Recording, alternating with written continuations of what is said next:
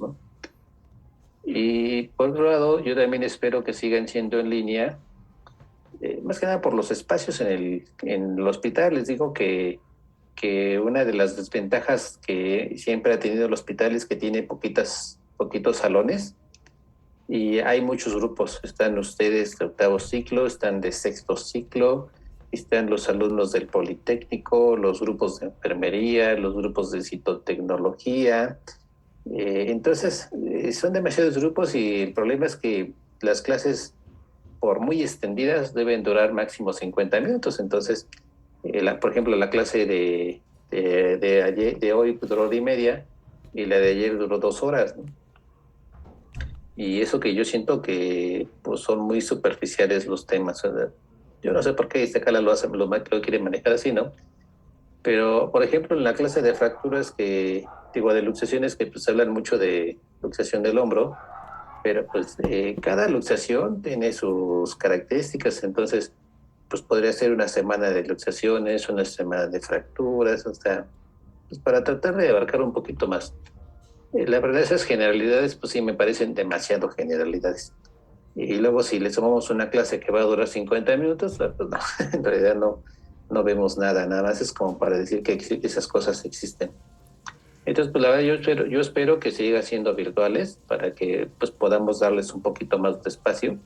Y aparte de que nos evita un problema que siempre existió y los hospitales escuela como los directores quieren que los médicos den clases, pero al mismo tiempo les impiden dar clases.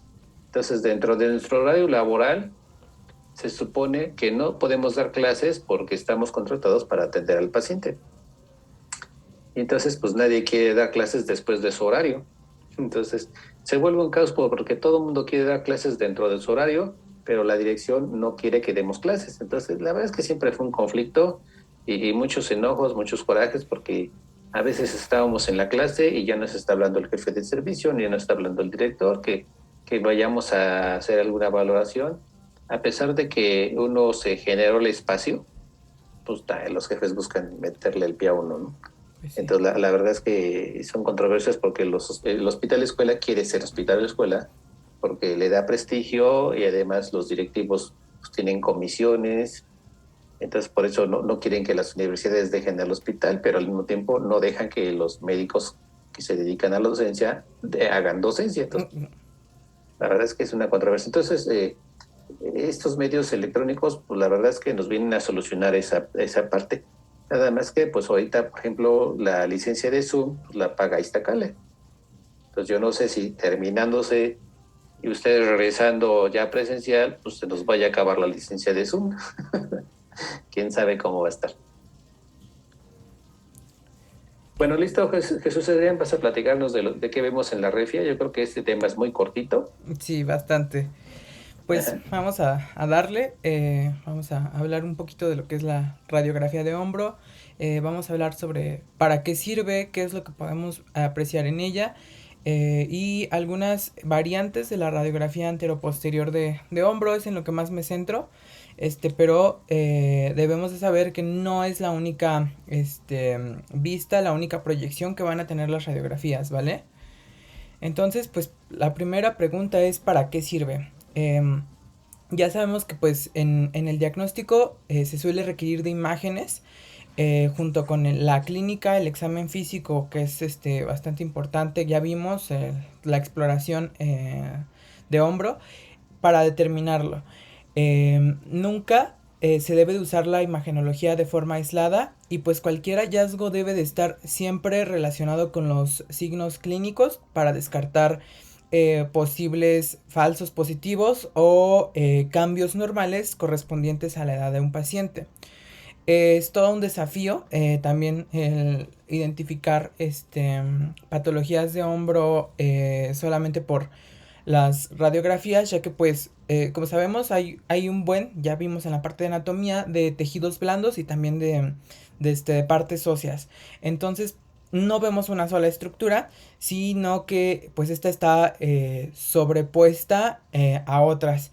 y por ello pues se han desarrollado otros métodos de imagen para proporcionar imágenes más precisas y pues identificar anatómicamente mejor dónde está el problema entre los tejidos blandos y los tejidos óseos.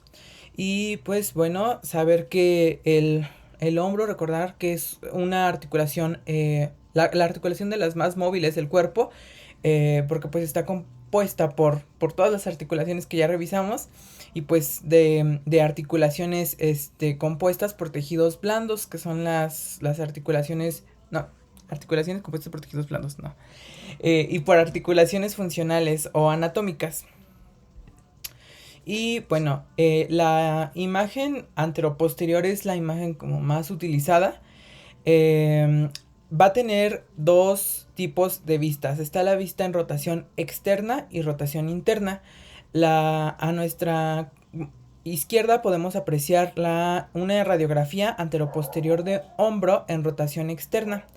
En esta pues se va a apreciar una concavidad en el surco bicipital en la cara lateral de la cabeza humeral que pues va a tener un aspecto de hacha, por eso puse el emoji de hacha hasta arriba, así lo mencionaba un artículo que encontré y pues sí, sí parece un hacha.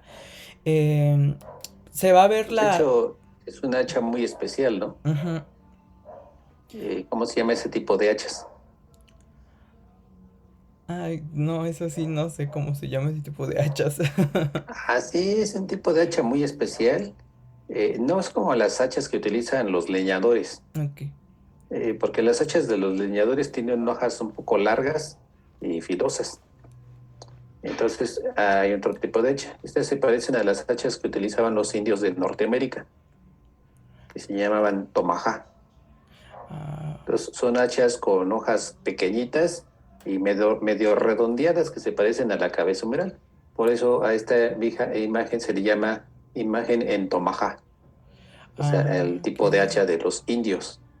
Ok, oh, qué interesante dato. Bueno, no sabía eso. Yo pensé que Sí. era un hacha que usaban los, como las que talan No, árboles.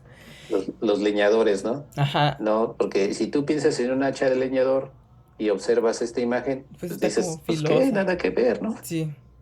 Nada que ver, ¿no? Entonces, si tú buscas la imagen de un tomahá, te vas a dar cuenta que se parece mucho a un tomahá. Ah, Por eso es imagen de hacha, pero hacha tomahá, la de toma. los indios de Norteamérica. Ah, vale, muchas gracias, doctor. Ujú. Y bueno, en esta en la imagen en rotación externa, pues podemos apreciar la tuberacidad mayor, marcada ahí con la letra GT de perfil. Entonces, pues esta va a sobresalir más en esta vista. Y pues como podemos apreciar señalado por flechas negras está la cavidad glenoidea que pues se va a poder apreciar de una forma amplia a diferencia de que está en rotación interna. Y pues ya pasando a esa de rotación interna que es esta la de la derecha. Aquí pues el hombro se va a ubicar en rotación interna, la cabeza humeral se ve usualmente lisa como lo podemos ver en la imagen y esta va a estar de un aspecto esférico. Lo mencionaba en un artículo que parecía como un helado. Eh, Porque pues hay una superposición de la tuberosidad mayor, o sea, como que está para enfrente y no se alcanza pues a apreciar en la radiografía, pues a diferencia de que como en la imagen de la izquierda, que está de perfil. Hay dos tipos de proyecciones también de la radiografía de hombro. Una es la radiografía de rutina, en la que se coloca el chasis en el plano coronal, paralelo al cuerpo, y el rayo se va a direccionar anterior-posterior a este.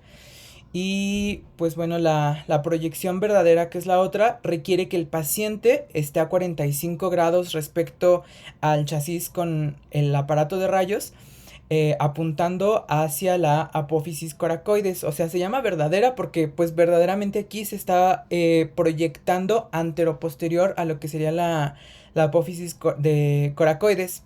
Y la de rutina, pues si se dan cuenta, sí es anteroposterior, pero como que enfoca al hombro un poco más de lado. Y estas serían las imágenes que obtendríamos. En la de rutina, pues sería la de la izquierda. Aquí podemos ver la articulación glenohumeral con una inclinación más o menos de 35 a 40 grados anterior. Y si se dan cuenta, pues hay una sobreposición en este espacio glenohumeral, haciendo que pues se vea como superpuesto pues lo que es el espacio glenoideo y lo que es la cabeza del húmero. Y bueno, esta radiografía se utiliza más que nada para valorar las articulaciones glenohumeral, la acromioclavicular, las porciones distal de la clavícula, de la escápula y pues la cabeza del húmero. ¿A Y cuál proyección te refieres? a la de la izquierda, que es la proyección de rutina. La de rutina, Ujú. ok. Y pues sus usos son en el trauma agudo, para la evaluación de fracturas, luxaciones, síndrome de hombro doloroso y pues también para poder visualizar calcificaciones. Más adelante les puse imágenes para como para nada más ilustrar esto. No voy a ahondar en todas estas, en cómo se ven estas patologías. La proyección de AP anteroposterior verdadera, que es la de la derecha, elimina, si se dan cuenta, la superposición que hay entre la cabeza del húmero y la cavidad glenoidea. Nos ayuda a tener una mejor evaluación del espacio y el cartílago glenohumeral, y pues a ver, ¿no? Esta congruencia articular glenohumeral. Esta se usa más que nada para la identificación de una luxación de la cabeza humeral. Y bueno, No, oh, no, ok, no es la principal indicación de la AP verdadera. ok. Si observamos estas imágenes que salen un poquito cortadas, sobre todo la de rutina, Ujú, en la rutina podemos observar que se ve muy bien la cavidad glenoidea, pero no se ve muy bien el cuerpo de la escápula, se ve como oblicuo. ujú. En la AP verdadera, la característica es que el cuerpo de la escápula se aprecia muy bien, se ve completamente planito. Entonces, la principal razón de ser de la AP verdadera es cuando sospechamos de lesiones de la escápula, ya sea fracturas en sus alas o en su cuello. Pues, por eso pedimos una AP verdadera, ¿sí? Ah, ok. Nada más. Fuera de ahí, preferimos la de rutina, porque nos da un poquito más de información del estado de las articulaciones. Ok, doctor, muchas gracias. Y bueno, en esta imagen vemos una radiografía anteroposterior de rutina en rotación interna, porque pues no sobresale la tuberosidad mayor del húmero. Y pues en ella podemos primeramente reconocer lo que son las costillas. Ahí se ve la clavícula, la articulación acromioclavicular, el acromion, la cabeza del húmero, la tuberosidad menor, la diáfasis del húmero, la cavidad glenoidea, el borde lateral de la escápula, que pues, ay, es que no puedo señalar aquí. ¿O ven mi cursor de este lado de la pantalla? A ver, muévelo.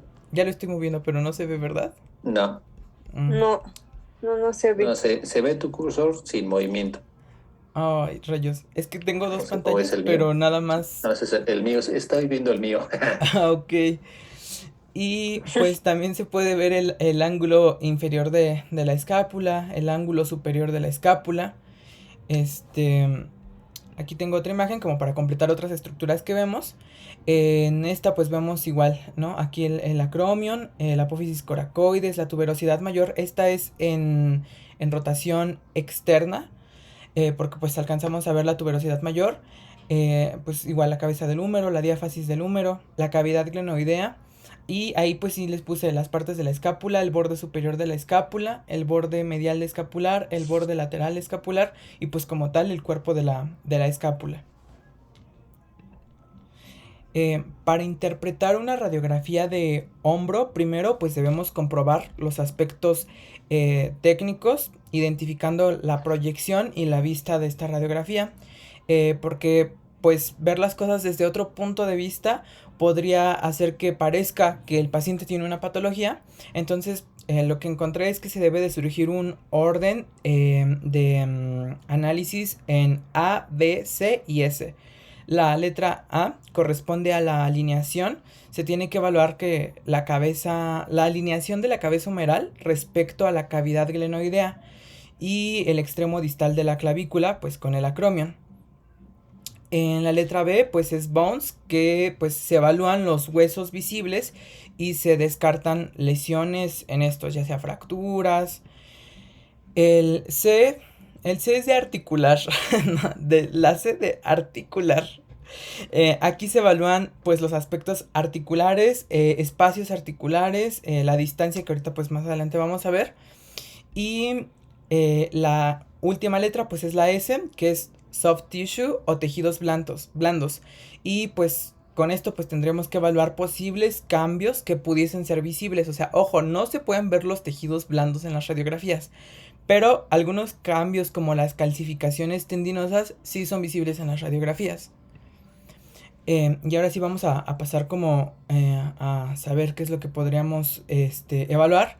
Primero, pues es la relación número cavidad glenoidea, que pues deberían de verse en condiciones normales sombras superpuestas, como lo vimos en la radiografía que tenía todos los nombrecitos, entre el húmero y la cavidad glenoidea.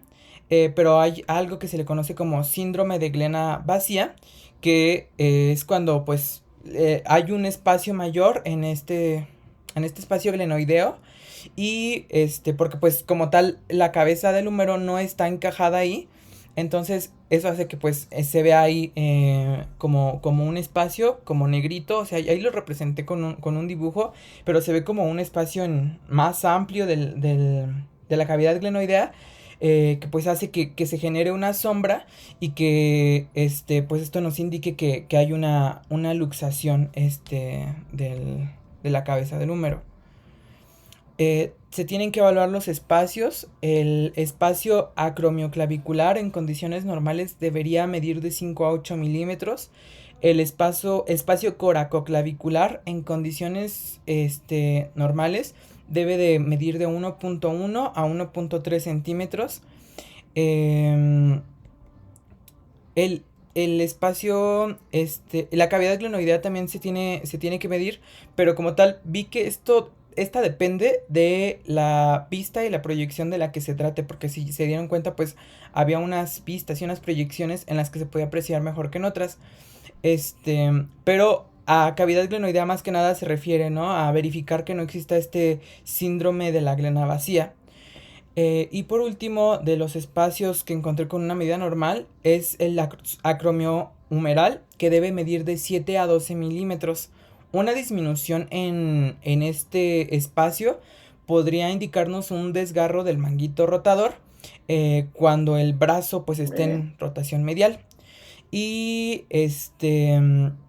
si la distancia es menor a 11 milímetros, también podría indicarnos algún pinzamiento, como ya les dije, un desgarro del manguito rotador. Si la radiografía se llega a hacer con el brazo a 90 grados en abducción, la distancia acromiomeral pues suele ser mucho menor porque pues ya estamos viéndolo desde otra perspectiva. También pues se tiene que determinar si hay la presencia de placa epifisaria de la cabeza humeral y si esta es normal. Esto pues obviamente en niños y en adolescentes. Encontré un artículo en el que referían a una lesión en esta placa epifisaria en un adolescente, pero son más en, como el doctor decía, en personas súper, ¿no? Porque era una niña que hacía, creo que tenis, era deportista así de alto rendimiento, entonces pues ella había tenido esa lesión, nada más como pues como acotación. Se puede también evaluar la calcificación de los tendones, como ya les había dicho. Usualmente los que se suelen calcificar son el supraespinoso o el infraespinoso.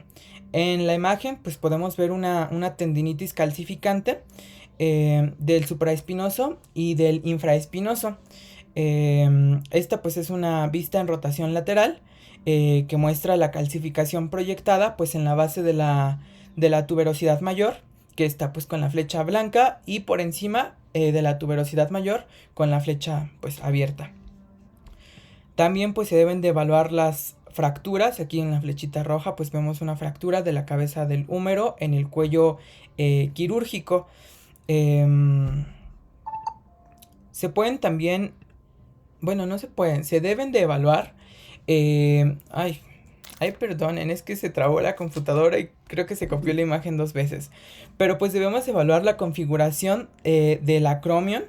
Es importante saber de esto que pues clínicamente el 17% de las roturas completas del manguito rotador ocurren en las personas que tienen un acromion de tipo 1 o plano, el 43% en el tipo 2 y el 39% en el tipo 3. Las luxaciones también se pueden evaluar en la radiografía, y más que nada las lesiones que se producen por las luxaciones ya crónicas. Encontré que pues de las lesiones que se producen es la de Hill-Sachs y la de McLaughlin, que en la imagen que les puse se ve la de Hill-Sachs, que pues la verdad no entendí bien como que qué era lo que se producía o qué era lo que pasaba, pero pues bueno, se pueden evaluar. Yo creo que esto ya lo hacen más los especialistas, ¿no?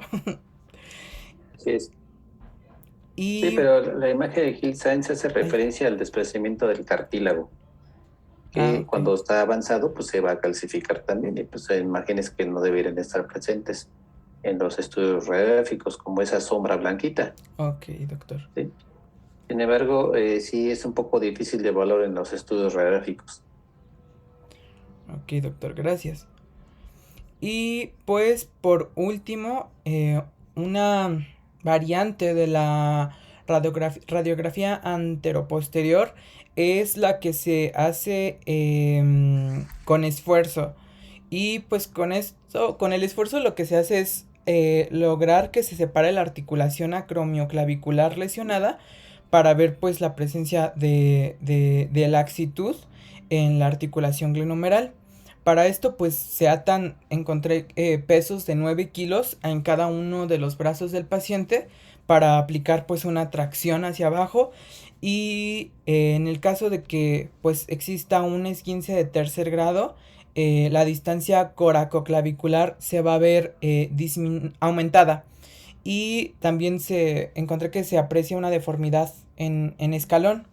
Eh, pero pues para este tipo de, obviamente, de patologías, los esguinces ya vimos, no se realizan de forma rutinaria porque pues son más que nada lesiones de tejidos blandos. En la imagen pues vemos una radiografía de estrés para un esguince acromioclavicular de tercer grado. La A pues es una radiografía en la que no está, todavía no se le puso el peso al paciente, y en la B ya se le había puesto el peso al paciente, y hay, como podemos apreciar, un aumento en el espacio acromioclavicular que pues está señalado con la flecha blanca. Y pues prácticamente eso sería todo. Este último es un estudio que definitivamente ha caído en desuso, sobre todo porque duele en un paciente con un esguince. Recordemos que los esguinces son muy dolorosos. Entonces, el hacerle esto al paciente le genera bastante dolor, y sobre todo si el radiólogo no se acuerda a tomar la imagen, pues el paciente está con dolor cargando el objeto.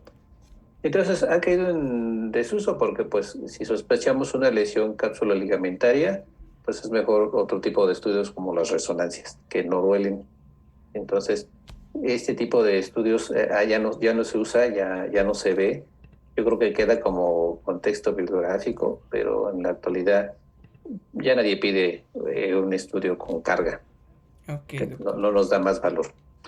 Eh, las radiografías es muy importante porque en nuestro medio o en nuestro país es el estudio de elección para las patologías de hombro doloroso. En otros países pues, hay otros estudios diferentes, como los ultrasonidos y las resonancias. En nuestro medio seguimos usando las radiografías por cuestión de costo-beneficio. Al paciente le es más práctico pagar una radiografía que un ultrasonido, una radiografía en medios privados, bien realizada, con un buen laboratorio, actualmente andan promedio entre los 800 o 1000 pesos. En cambio, un ultrasonido por muy económico cuesta 2000 pesos, 2500, y una resonancia bien realizada, bien requisitada, con todas las normas, anda alrededor de los 8 a 16 mil pesos. Entonces, pues los costos son muy disparados. Sí hay laboratorios que nos hacen resonancias más baratas, pero con unas calidades tan pésimas que uno dice, pues mejor no lo pido, porque aparte de que no voy a ver, pues voy a subdiagnosticar, y si subdiagnostico el tratamiento es equivocado. Entonces, pues mucha gente anda buscando esas resonancias económicas, pero la verdad es que cuando nos las muestran uno se queda así como que, ay, pues mejor una radiografía, o sea, de pésima calidad. Entonces, una resonancia de muy buena calidad, pues también es de muy alto costo, que a veces es más caro que el mismo tratamiento. Entonces, pues mejor nos quedamos con las radiografías. Pero pues la radiografía es muy importante porque pues tenemos que saber verla. Algo que yo observo mucho con los médicos que me acompañan es que cuando les presento una radiografía de un hombro y les pregunto qué estructuras estamos viendo, pues siempre se quedan así como que pues se ven huesos, ¿no? Pero pues tenemos que aprender a ver cada uno de los huesitos, cada uno de sus relieves que tiene, cada bolita que se ve qué significa, y las mediciones que deben tener cada una de las articulaciones, pues, para que nos ayuden a ir definiendo si existe o no existe patología. ¿Sabe? Entonces, por eso es importante esta observación. Muy bien, entonces, pues ahora sí, ya nos toca entrar de lleno al tema de la lesión del manguito, que eso es lo que vamos a hacer la siguiente semana. Y lo primero que tenemos que saber es la epidemiología del síndrome del manguito rotador. Entonces, este tema se lo vamos a encargar a Leslie, que nos haga la investigación de la epidemiología de la lesión del manguito, su ocurrencia, sus incidencias, factores de riesgo, que ocurren para que pueda suceder esto, en quiénes aparece más, quiénes tienen mayor riesgo de presentarlo. ¿Ok, Leslie? Eso lo veremos el lunes. El martes, pues vamos a ver diagnóstico, cuadro clínico y diagnóstico de síndrome del manguito. Te lo vamos a encargar a ti, Adrián, Ok. en los presentes. ¿Cómo es el cuadro clínico y cómo se elabora el diagnóstico? Pues parte del diagnóstico lo estamos viendo ahorita, el estudio gráfico, pero ¿cuáles son los criterios para solicitar estudios de imagen? ¿Y cómo es el dolor del manguito rotador? Y el miércoles, Daniela, te voy a pedir que nos muestres cómo tratamos este tipo de patología. Tendremos que hablar de tratamiento médico, farmacológico, y tratamiento no médico o no farmacológico. Y simplemente haciendo la aclaración de cuáles son los casos que van a requerir cirugía. Para esto no quiero que me hables de radiografías, digo de cirugías. Nada más quiero que me digas las indicaciones de qué paciente va a requerir cirugía. ¿Sale, vale? Entonces, los veremos esos días. Y finalmente, el jueves, les pediré que elaboren su historia clínica. Igual recuerden el criterio de la historia clínica a mano. eh, y la suben, todos los trabajos los van subiendo a Drive para irlos evaluando. ¿De Ok, acuerdo? doctor. Muy bien. Doctor, Vale, doc. doctor, entonces tenemos que hacer estos trabajos igual por escrito o ya solamente les hacemos Sí, la sí, exposición. a cada quien el trabajo que le corresponde por escrito, Ok, y lo hacen en presentación para su clase. Lo ok. suben a Drive. La clínica entonces va a ser de síndrome del manguito de los rotadores. ¿Qué, perdón?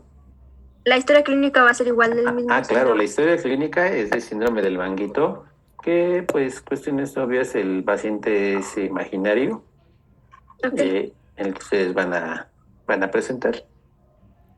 ¿Sale, vale. vale? Vale, doc. Muy bien, bueno, Y que tengan entonces, bonito fin de semana. una duda. Entonces, ¿todos Ande. vamos a hacer el apunte de epidemiología o solo el que va? No, nada más el que le toca es el que lo hace, el que Vale, lo sube a Drive y el que lo presenta. vale, Sí, doc. o sea, yo hago el de epidemiología y mi presentación. Adrián Así solo es, hace el de clínica y diagnóstico y Dani solo hace el de tratamiento, así es. pero Vale, todos doc. hacemos la historia clínica y Pero así todos, estudiamos. sí, y todos hay que estudiarlo porque ya saben que a la hora preguntar, pues tenemos que dar nuestras opiniones. Ujú. E igual lo subimos hasta que llegue nuestro día, doctor. O No, todos sí. los trabajos el lunes. No, el tiempo de subirlo es el día que les toca, pero si pueden subirlo antes, sin problema. Ah, ok. Gracias, doctor. Vale, Doc. Gracias. Bueno, Gracias. muy bien. Bonita tarde. Igualmente. Bonito fin de semana. Doctor. Gracias.